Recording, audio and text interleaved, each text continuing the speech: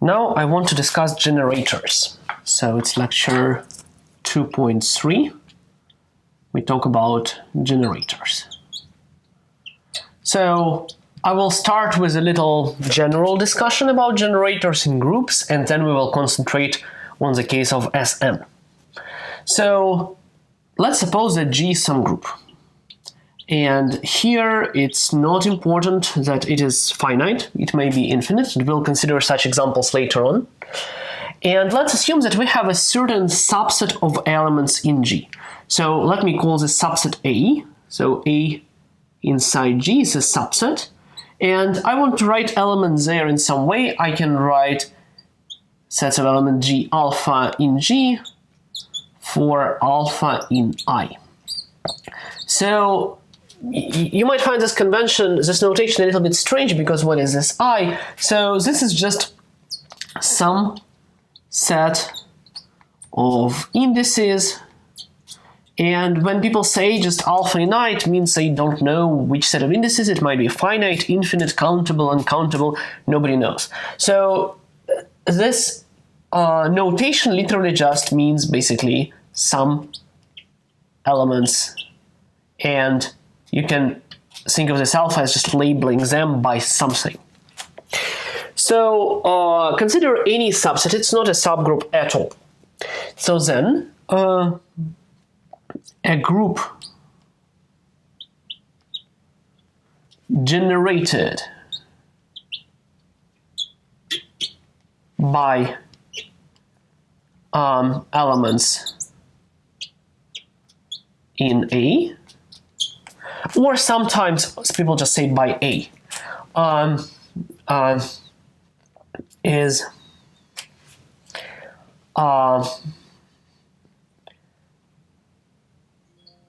the intersection of all subgroups of G containing A. So sometimes people will use the word smallest. So that's again abuse of notation. So some people will say that, okay, it's the smallest subgroup containing A. So that doesn't make sense in general, because what means smallest, right? Smallest by size, smallest by what? So when people say smallest, they mean smallest by inclusion. So basically, so here they will mean that every subgroup which contains A will contain this smallest one. So because in this case, indeed, such smallest exist, one can use this word. But actually, this is what it means. It's intersection of all subgroups of G containing A. So notation will be this one. So this is a subgroup. So we can say it's a subgroup of G. And this is subgroup generated by A. Subgroup generated by A. So basically, we just look at smaller subgroup containing these elements, and we are done. So let me look at some examples. For instance, you can look at Z over 6Z, and I can look at a subgroup generated by 2. And this is a subgroup containing 2, so it definitely will contain 0, just because it's a subset. It contains the identity element. It contains 2 because it contains it. It contains twice times 2, 4. And that's already a subgroup. So every subgroup containing 2 will contain these 3 elements, and they form a subgroup. So it means that this just equals to a subgroup consisting of elements 0, 2, 4. So that's an example. But on the other hand, if you look at number 1, then every so if you look at all powers of 1, they will just be all elements in Z over 6Z. It means 1 generates Z over 6Z. Okay, so here is an obvious observation. So observation number 1 is that any product G alpha 1 power n1, g alpha 2 power n2, and so on, g alpha k power nk is contained inside the subgroup generated by A. So here n1 and k are just some integers, and alpha 1, alpha k are some indices. So that's totally obvious. Of course, if you multiply any elements in A and take any powers of those and multiply them, you will get an element in the subgroup generated by A, because every subgroup containing A will contain all these elements. So okay, so we got that this subgroup contains all these products. But there is another observation. So one can look, so consider a subset of G of G in G such that there exists this powers in Z and indices in alpha, in I, such that G equals to G1 power n1, alpha 1 power n1, G alpha k power nk. So consider all such products as elements in G, and so this is a subgroup of G. This is a subgroup of G. And that's trivial because firstly it contains identity, just take any element of G power 0. For this you need to assume I is not empty, so let's assume A is not empty. I mean, you can think that an empty set generates the identity element, but that's more of a convention. So okay, so this is a subgroup of G, and definitely it contains identity, and then it contains so with any two elements it contains their product, because if you have any expression like this, you multiply it to an expression like this, you also get expression of this type. If you take inverse, by our rule for inverse of a product, you change the order and multiply all powers by -1, but still get an element of this type. So it contains inverses, and thus it's a subgroup of G. And definitely it's a subgroup among those we intersect. And so now we have a funny situation. So on one hand, we know, since all these elements are in subgroup generated by A, that the whole subgroup, which we described here, is generated by A. So it's a subgroup of G, and so it is,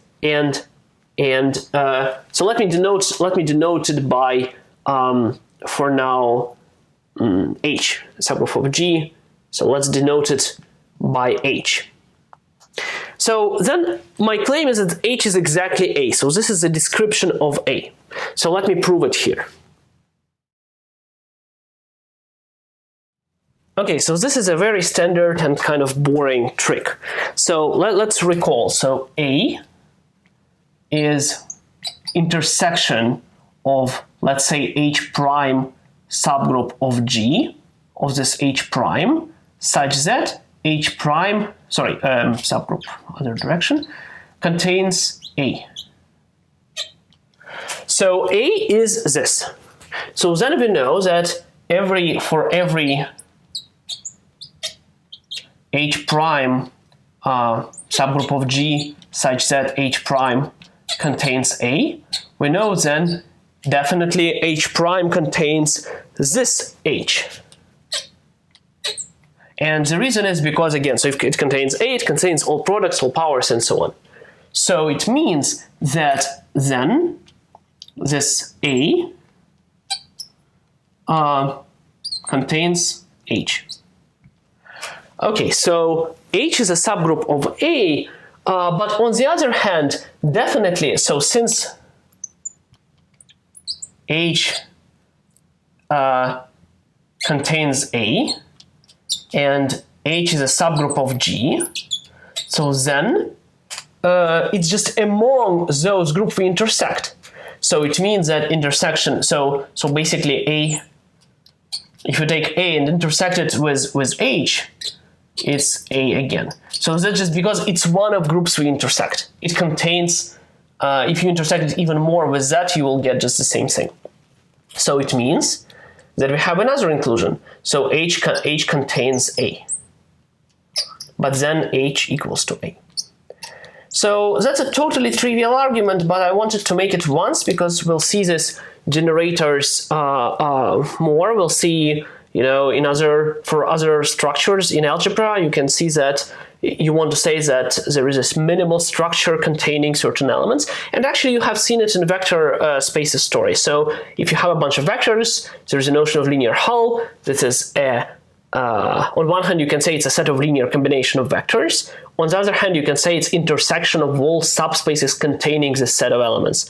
And this is the same thing, and the argument is literally word by word the same.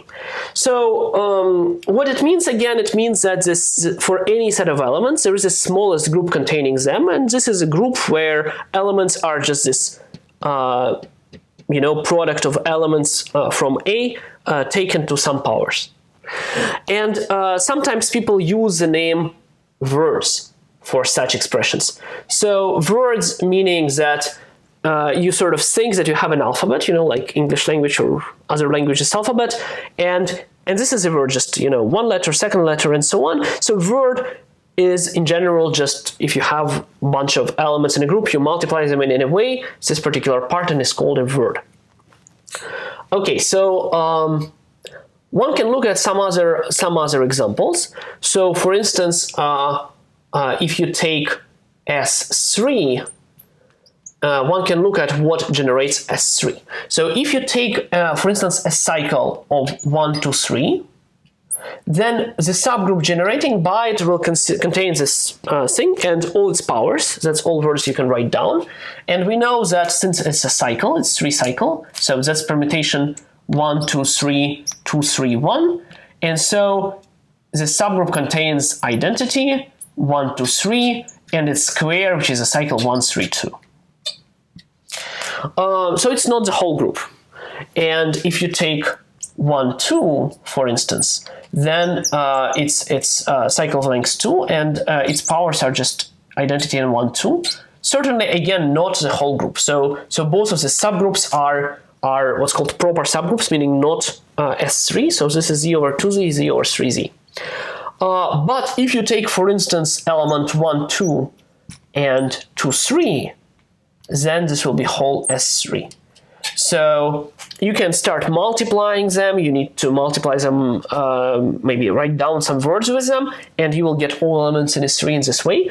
And this is a very simple case of a homework problem. So that's one thing. But also you should be careful because you can write down many words with these letters, but actually some of them might start coinciding. For instance, if I denote this by sigma 1 and this by sigma 2, one can check that sigma 1, sigma 2, sigma 1, sigma 2, sigma 1, sigma 2 is identity. So if you write down this kind of product, then it becomes trivial in this group S3. So and also let me kind of make additional definition. So if the group generated by A is the whole group, so every element of a group is presented in this way, we say that G is generated by A.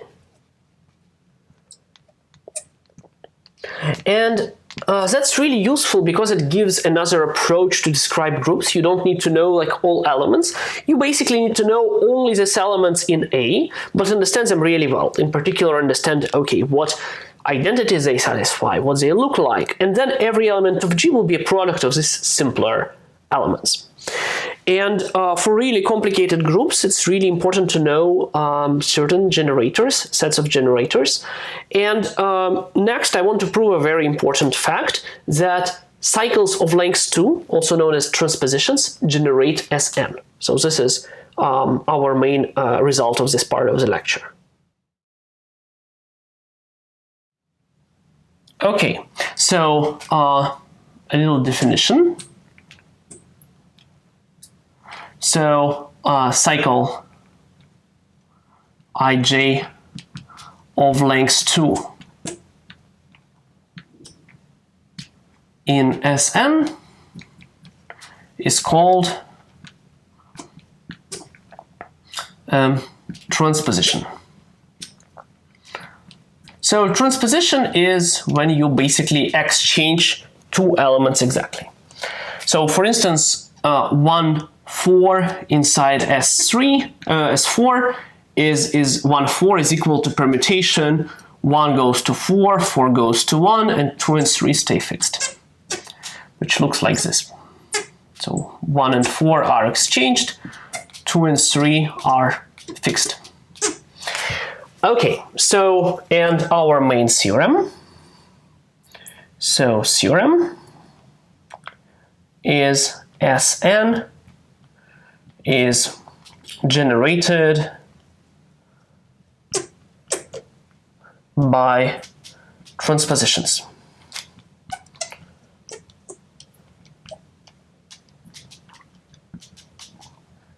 So every element in Sn is a product of transpositions. Perfect. So this theorem is on one hand very simple, very intuitive. I will explain in a second why. And there are many proofs known, of course. You can prove it in basically any way. So I will outline 2 proofs for you. But before that, I want to give you an idea why that's true with your personal experience. So imagine you have 10, let's say 10 something, 10 helicopters in front of you. So you have a helicopter, another helicopter, another helicopter, another helicopter, another helicopter, and they are labeled. So and you have these 5 helicopters and they go in some wrong orders. You want to reorder them in some way. And how would you do that? So, of course, one way is to do simultaneously take all of them and just reorder, but for this you need really a lot of people to move these helicopters around, but you can do it in a simpler way. So you can just exchange 2 of them, then another pair, and exchanging, 2 of them requires less effort, so you might need to do it more times. And then obviously there is no question you can do it. So how would you do it? Here's an algorithm. So you start with like last helicopter, number 5, and it stays at some place which is wrong. So right now number 5 is here and you want it to go here. And so what you do, you exchange it with the helicopter which stays now at the place you want your helicopter to be. So you exchange 5 and 1, 5 goes here, and now 1 helicopter is already in its place, and with the rest you can apply the same trick. And step by step, you just put them all in the correct positions. That's a proof of the theorem. So nothing fancy. And if you are still not sure, just give yourself a task to, put a bunch of cups or something in front of you and try to rearrange them, just exchanging place of 2 of them, so that you will put them in order you like. And of course, you can do it pretty easily, probably using this algorithm. So I want to give you 2 proofs of this theorem just because it's very important and also demonstrates kind of some ways to work with permutations. So proof number 1. Proof number 1 will be by induction. So this is inductive proof, induction. And induction will go on n, so on n. And for S1 and S2, there is nothing to prove. Trivial. So now I want to show that. So assume that theorem is true for k less or equals than n minus 1, and we want to show it for n. So here is one idea.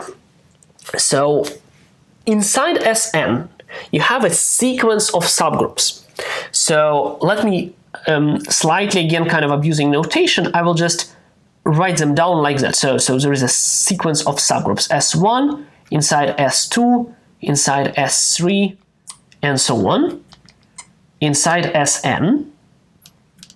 And these permutations, who they are. So this is just identity element. And S2 is basically fixing 3, 4, and so on, n. So this permutation S2 sitting inside Sn is basically a permutation of first two letters. I can even write down the subgroup. It contains two elements, E and 1, 2. So S3 is, of course, fixing, 4 and so on, n, and so on. So Sk is a subgroup of Sn, which fixes all elements except the first k. So, of course, you can identify permutations fixing 3, 4, and so on, and with just permutation of first two elements. And this one will be basically, something, something, something, something, something, something, and then everything is trivial. 5, 5, and so on. So this is this, guys. And similarly for the rest. So we have this sequence of subgroups. Okay, so another observation is that for each of them we have a notion of transposition. So transposition is a cycle of length 2. And a priori, this definition depends on this number n, and it might be different. So transposition in S4, S5, it can be a different thing. But we discussed it last time, it was a little remark, that basically we have a cycle in Sn. It will be also a cycle in any bigger group. So basically, transpositions in Sn, in any of these S's, in any of the subgroups in Sk, will also be transposition in Sn. They exchange exactly the same elements. So what it means that by induction, so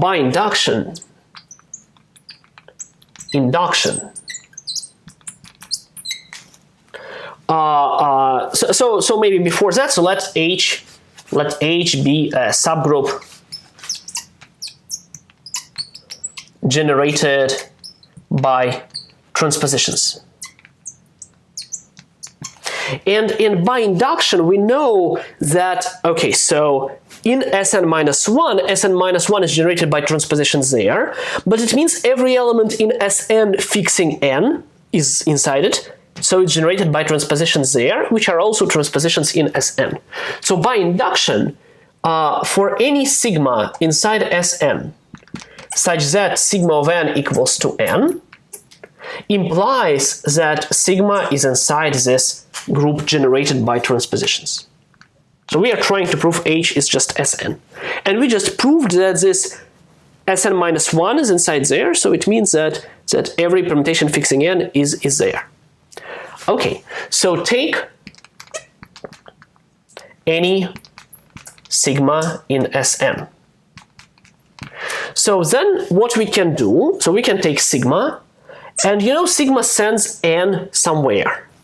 So why don't I multiply it on a transposition, exchanging n with sigma of n? I mean, if sigma of n equals to n, that will be just trivial permutation, but if sigma of n is not n, it is something meaningful. And let me call it sigma prime.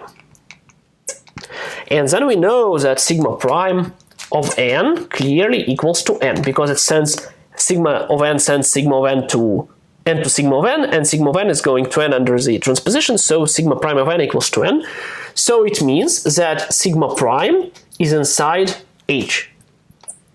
But then, of course, sigma is also inside H, and the reason is because, so sigma is n, so I can multiply this equality on n sigma n squared is 1, so sigma is n sigma n sigma prime. Sigma prime is a product of transpositions, you multiply it by one more transposition, so it's again inside H. And so we got that every permutation in Sn is inside H, so it means Sn is just equal to H. So that proves the theorem. And I think this is the cleanest proof. But I want to say slightly different approach. So we have this definition of a cycle, and there is another way. One can just prove that since any permutation is a product of non-intersecting cycles, we know that Sn is generated by cycles. So it's enough to prove that every cycle is a product of transpositions. Let me do that right now. Okay, so proof number 2. So we know, so from lecture 2.2, we know that cycles generate Sn. So it's even weaker than what we know. We know that any element in Sn is a product of non-intersecting cycles, and we don't care about the fact they don't intersect. Okay, every element in Sn is product of some cycles. So now let me take a cycle. So let me take a cycle sigma equal to I1 and so on, In. Ik, sorry. And then my goal is to write it down as a product of transpositions. So this is what I need to do. And for this, the idea is to actually make it smaller. So let's just multiply it on Ik, I1, so that it will become smaller. So multiply it on I1, Ik, sigma. And then we know that, okay, it's I1, Ik times I1, Ik. And then it's really easy to see what it is because, I mean, under this product, I1 goes to I2, I2 goes to I3, and so on. Ik minus 1 goes to Ik and then goes to I1. And Ik goes to I1, I1 goes to Ik, so Ik stays. So it's a product I1 and so on, Ik minus 1. It's this cycle. So, of course, that happens probably for k greater than 1. So k greater than 1. And what it means that actually I multiply sigma by transposition, I get a cycle of length 1 smaller. And so I can just continue doing that. So, so then it means that applying the same trick, I1 Ik minus 1 times I1 Ik equals to, times sigma, equals to I1 up to Ik minus 2. And basically, again, by induction, but this is much more simple induction, that's kind of formula induction. We see that if you just continue doing that, we'll get that I1, I2, I1, I3, and so on, I1, Ik is times sigma is identity. But it means that sigma, so my cycle, is actually a product, and now, so I just start multiplying by inverses of these guys from the left, but inverse of a transposition is the same transposition, and so I will get on the other side the same transpositions, except going in the opposite order. So I get it equals to I1 Ik, I1 Ik minus 1, and so on, up to I1 I2. Okay, we can check that, for instance, so if I take 1, 2, 3, my formula tells me that this is 1, 3 times 1, 2. So let's see, when I do that, 1 goes to 2, 2 goes to 1, then to 3, 3 goes to 1, and that's what my cycles do, so at least this is correct. Okay, and what is good about this, and so then of course, so then every cycle is a product of transpositions,